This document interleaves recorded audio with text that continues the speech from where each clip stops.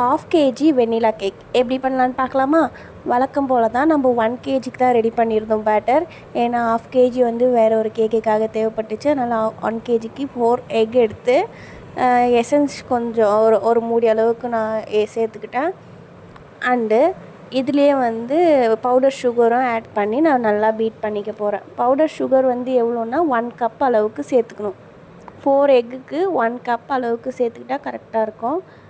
அதுவும் பவுடர் சுகராக தான் சேர்த்துக்கணும். சுகராக எடுத்து அரைச்சி அதுக்கப்புறம் சேர்த்திங்கன்னா மெஷர்மெண்ட் தப்பாக இருக்கும். நீங்கள் சுகராக எடுத்துக்கிறீங்க அப்படின்னிங்கன்னா கொஞ்சம் கம்மியாக எடுத்துக்கோங்க, கரெக்டாக இருக்கும்.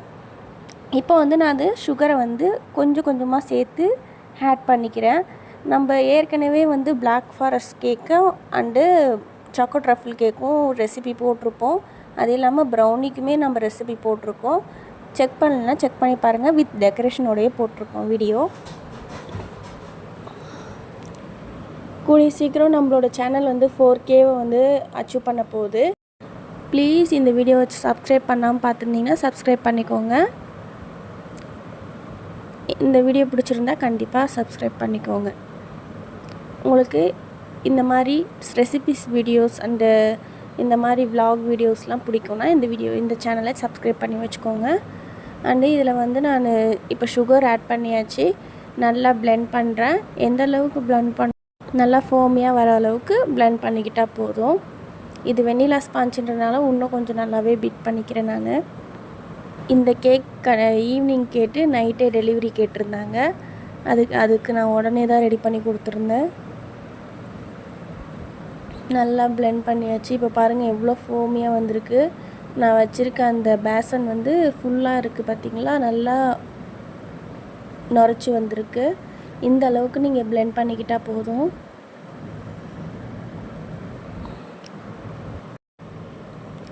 அதுக்கப்புறம் இந்த பீட்டர் வந்து எங்கே வாங்கினீங்கன்னு போன வீடியோவில் கேட்டிருந்தீங்க.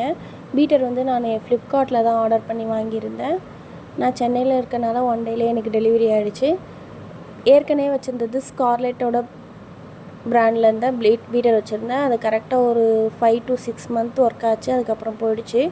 திருப்பியும் ஒரு ஸ்கார்லெட்லேயே டூப்ளிகேட் ஒன்று வாங்கிட்டு வந்தேன். ஆனால் இதை விட அது காஸ்ட்லியான 500 கொடுத்து வாங்கிட்டு வந்தேன். ஒரிஜினலே நான் 350க்கு தான் வாங்கினேன். ஆனால் டூப்ளிகேட்டு 500 கொடுத்து வாங்கினேன். ஏன்னா ஒரு அர்ஜென்ட் ஆர்டரில் வந்து எனக்கு தேவைப்பட்டுச்சுன்றனால அது ஒரு நாள் தான் யூஸ் பண்ணேன். 2வது நாள்லேயே போயிடுச்சு. அப்புறம் அந்த ஷாப்பில் போயிட்டு நான் சொல்லியிருந்தேன், இந்த மாதிரி எனக்கு ஒரு நாள் தான் யூஸ் பண்ணேன், அதுக்குள்ளேயே போயிடுச்சு பாருங்கள் அப்படின்னதுக்கு, இதுக்கு வாரண்ட்டி இல்லைன்னாங்க.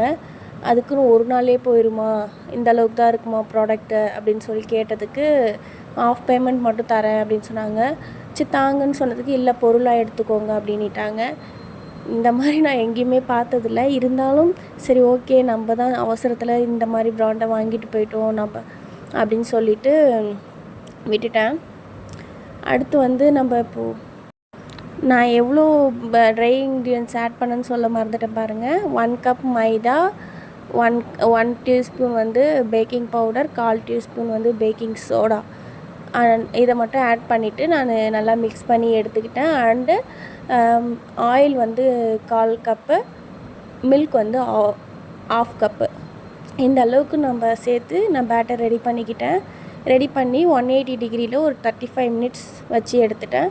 இப்போ வந்து நம்மளுக்கு ஒயிட் ஃபாரஸ்ட் ஸ்பாஞ்ச் ரெடி ஆகிடுச்சு. நான் வந்து க்ரீமை பீட் பண்ணிவிட்டு கொஞ்ச நேரம் ஃப்ரிட்ஜில் வச்சிட்டேன். அதனால் கொஞ்சம் ஹார்டாகிடுச்சு க்ரீமு. கொஞ்ச நேரம் வெளியே வச்சுருந்தா சரியாக போயிட்டுருக்கும். என் பொண்ணு வந்து கேமராவை தள்ளி விட்டுருச்சு. அதனால் உள்ள வெண்ணிலா கேக்கை இது பண்ணும்போது வீடியோ எடுக்க முடியல. இப்போ வந்து நான் க்ரம் கோட் கொடுத்துட்டு இப்போ மெயின் கோட் கொடுத்துட்ருக்கேன். மெயின் கோட் வந்து இவங்க வெண்ணிலா ஃப்ளேவர் கேட்டனால வெண்ணிலாவிலே இவங்க டிசைனும் வந்து உங்களுக்கு பிடிச்ச மாதிரி பண்ணுங்கன்னு சொல்லிட்டாங்க. பேர் மட்டும் இந்த மாதிரி போட்டுக்கோங்கன்னு சொல்லிட்டாங்க. அதனால் வந்து நம்மளுக்கு பிடிச்ச மாதிரியே ரெடி பண்ணிகிட்ருக்கோம். இது வந்து ஹஸ்பண்ட் பர்த்டேக்காக ஒய்ஃப் ஆர்டர் பண்ணுறதுனால உங்களுக்கு நான் வந்து ஹார்ட்டு அந்த மாதிரி தீமில் நான் போட்டிருக்கேன். ஐசிங்கில் இப்போ தான் நம்மளே கொஞ்சம் கொஞ்சம் கற்றுக்கிட்டு வரோம். ஐசிங் ரொம்ப பர்ஃபெக்டாலாம் எனக்கு வராது, ஓரளவுக்கு தான் வரும். அதனால் என்னை பார்த்து யாரும் கற்றுக்காதீங்க. இதுக்கு மேலே தான் நான் நல்லா கற்றுக்கிட்டு உங்களுக்கு வீடியோ போடுறேன். இந்த அளவுக்கு நான் கற்றுக்கிட்டேன்.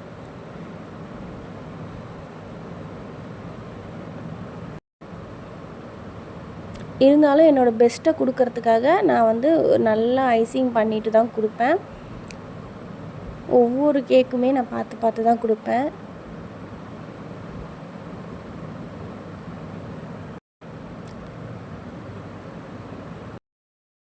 இப்போ வந்து ஐசிங் முடிச்சாச்சு. இப்போ டெக்கரேஷன் போயிடலாம். மேலே வந்து அந்த நைஃப் வச்சு ஒரு இது மாதிரி போட்டு வச்சுக்கிட்டேன் டிசைனுக்காக. இப்போ வந்து ஒரு ஆர்டிஃபிஷியல் ஃப்ளவர் பிங்க் கலரில் எடுத்திருக்கேன். ஆக்சுவலி ரெட் கலர் இருந்தால் நல்லா இருந்திருக்கும். நான் பிங்க் கலர் எடுத்திருக்கேன். அண்டு ஒரு ஃபாக்ஸ் பால் ஒரு 2 ப்ளேஸ் பண்ணிக்கலாம். இது வந்து ஒரு பிக்சரை வச்சு தான் நான் ரெடி பண்ணியிருந்தேன். அப்படின்ட்டு ஒரு பட்டர்ஃப்ளை இன்னும் ஒரு கொஞ்சம் சின்னதாக இருந்தால் நல்லா இருந்திருக்கும். ஏன்னா இது 1/2 kg தான். இன்னும் கொஞ்சம் சின்னதாக இருந்தால் நல்லா இருந்திருக்கும். அப்புறம் ஹாப்பி பர்த்டே டாப்பர் ஒன்று ப்ளேஸ் பண்ணியாச்சு.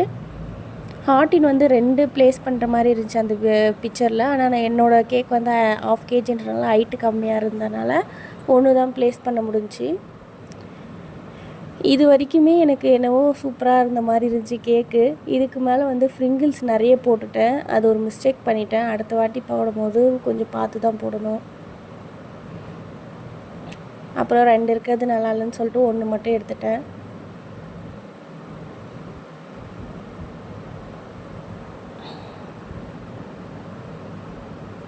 நீங்களே பாருங்கள், இது வரைக்கும் கேக்கு சூப்பராக இருக்கிற மாதிரி இருக்கா. ஃப்ரிங்கிள்ஸுன்னு ஒன்று ஆட் பண்ணுவோம் பாருங்கள். நிறைய ஆட் பண்ணிட்டேன். கொஞ்சமாக ஆட் பண்ணியிருக்கணும். நான் வீடியோ எடுக்கணும்னு சொல்லிட்டு பிக்சரை பார்க்காமலே நிறைய போட்டுட்டேன். ஆனாலும் கேக்கோட அவுட்புட் நல்லா தான் இருந்துச்சு. இதில் என்னோடய கைவண்ணத்தெல்லாம் காட்டுறேன்னு சொல்லிட்டு நிறைய இடத்துல போட்டுட்டேன். அது இல்லாமல் இதுக்கப்புறம் பண்ணுறது தான் நிறைய பண்ணியிருப்பேன் பாருங்கள். ட்ரிப்பிங்ஸ் கொடுக்குறேன்னு சொல்லிட்டு க்ரஷ் எடுத்துகிட்டு வந்து ஸ்ட்ராபெரி க்ரஷ் எடுத்துகிட்டு வந்து போட்டுட்டேன். நீங்களே அந்த கூத்தெல்லாம் நீங்களே பாருங்கள். அப்போ தான் உங்களுக்கே தெரியும். அப்புறம் ஃபாண்டன்ட்டில் 2 லீஃப் மாதிரி வச்சுட்டேன். அவங்க வந்து ஆர்டிஃபிஷியலில் வச்சுருந்தாங்க. நம்மக்கிட்ட அது இல்லாதனால ஃபாண்டன்ட்டில் அந்த கட் பண்ணி லீஃப் மாதிரி ரெடி பண்ணி வச்சுருந்தோம். அப்புறம் பர்த்டேக்கு அந்த நேம் வந்து நான் ஃபாண்டன்ட்டில் கட் பண்ணி எடுத்துக்கிட்டேன். உங்களுக்கும் இந்த மாதிரி ஃபாண்டன்ட்டில் கட் பண்ணுறது எப்படின்னு தெரிலன்னா சொல்லுங்கள். அதுக்கும் ஒரு வீடியோ போட்டுடலாம். இது ரொம்ப ஈஸி தான் ஃபாண்டன்ட்டில் கட் பண்ணுறது. நான் வந்து ஃபாண்டன்ட் வீட்லலாம் ரெடி பண்ணல. ரெடிமேட் ஃபாண்டன்ட் தான் வச்சுருக்கேன். அதில் ஃபுட் கலர் ஆட் பண்ணி நான் ரெடி பண்ணிகிட்ருக்கேன். இந்த மாதிரி உங்களுக்கும் வேணுன்னா சொல்லுங்கள், ரெடி பண்ணிடலாம் இந்த மாதிரி கேக்கு. இப்போ அடுத்து ட்ரிப்பிங்ஸ் கொடுக்குற பாருங்கள். ட்ரிப்பிங்ஸ் என்னமோ அழகாக தான் இருக்குது. ஆனால் அது எங்கே கொடுக்கணுன்னு கரெக்டாக கொடுக்கல பாருங்கள். இந்த இடத்துல போய் கொடுத்துருக்கேன். ஏதோ கேக்குக்கு ரத்தம் வந்து வளைஞ்ச மாதிரி இருக்குது ரெட் கலரில். அதுக்கப்புறம் பாருங்கள், கொஞ்சம் நாசில் ஒர்க் பண்ணலான்ட்டு அங்கங்கே கொஞ்சம் கொஞ்சம் விப்பிங் க்ரீம் வச்சு எடுத்துக்கிட்டேன். ஆனால் சூப்பராக தான் இருந்துச்சு. ஃபைனல் அவுட்புட் நல்லா தான் இருந்துச்சு. உங்களுக்கு இந்த மாதிரி பிடிச்சிருந்தா என்னோடய கேக்கை நீங்கள் ரீக்ரியேட் பண்ணுவீங்களான்னு சொல்லிவிட்டு எனக்கு கமெண்ட் பண்ணுங்கள். நீங்கள் ஒரு ஹோம் பேக்கராக இருந்தீங்கன்னா கண்டிப்பாக எனக்கு கமெண்ட் பண்ணுங்கள். நீங்கள் ரீக்ரியேட் பண்ணுவீங்களா என்னோடய கேக்குன்னு. எனக்கான ஃபைனல் கஸ்டமருக்கும் பிடிச்சிருச்சு, எனக்கும் ஓரளவுக்கு பிடிச்சிருந்துச்சி. ஆனால் இருந்தாலும் வீடியோவில் பார்க்கும்போது அப்போ இருந்த மாதிரி இருந்தாலும் நல்லா இருந்திருக்குமே அப்படின்ற மாதிரி, அந்த ஃப்ரிங்கிள்ஸ்க்கு முன்னாடி ஸ்டேஜ்லேயே இருந்தால் நல்லா இருந்திருக்குமேன்ற மாதிரி இருந்துச்சு. இது இவ்வளோ தான் என்னோடய கேக்கோட ஃபைனல் அவுட்புட். இந்த கேக்கோட ஃபைனல் அவுட்புட் உங்களுக்கு யாருக்கெல்லாம் பிடிச்சிருக்குன்னு சொல்லுங்கள். நம்மளோட சேனல் வந்து 4K வந்து ரீச் பண்ண போகுது ஃபாலோவர்ஸ், அதாவது சப்ஸ்கிரைபர்ஸ். அதனால் வந்து நீங்களும் என்னோடய வீடியோவை சப்ஸ்கிரைப் பண்ணாமல் பார்த்துட்டு இருந்தீங்கன்னா சப்ஸ்கிரைப் பண்ணிக்கோங்க. சீக்கிரமாகவே 4Kவை அச்சீவ் பண்ணிடலாம். இந்த கேக் ஆர்டர் பண்ணணுன்னா தரமணி வேளச்சேரி சரௌண்டிங்கில் இருக்கவங்க கண்டிப்பாக டிஎம் பண்ணுங்கள். டிஸ்கிரிப்ஷனில் என்னோடய நம்பர் கொடுத்துருக்கேன். ஆல் ஓவர் இந்தியா நம்ம ப்ரௌனீஸும் சேல் பண்ணிகிட்ருக்கோம். இந்த கேக் இதோட அவுட்புட் இவ்வளோ தான் இருந்துச்சு. Thank you all.